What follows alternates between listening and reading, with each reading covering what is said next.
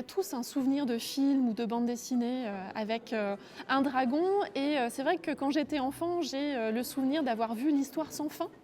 Et dans l'Histoire sans fin, il y a un très gros dragon qui est tout gentil, qui est blanc, poilu, qui vole dans le ciel et qui accompagne ce petit enfant. Et donc j'ai des souvenirs en tant que petite fille d'avoir vu ce dragon à la télé les dimanches après-midi et ça m'a beaucoup marqué.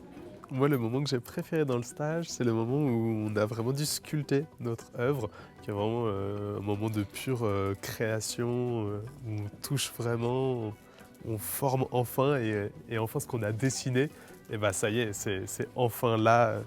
Donc ouais, c'est vraiment ce que j'ai vraiment adoré. Alors en termes de matière, ça va de matière très, on va dire, naturelle et végétale comme là on voit dans le stage. Donc là on utilise essentiellement de l'argile, des bandes plâtrées, de la ginate.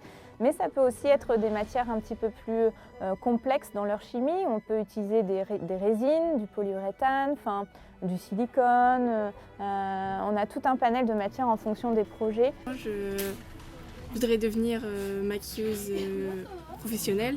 Et donc du coup, c'était le moyen de me perfectionner encore plus. J'ai tout aimé. L'ambiance qu'il y a, l'apport des techniques, l'aide apportée par Emmeline, d'être dans un cadre magnifique comme le Louvre.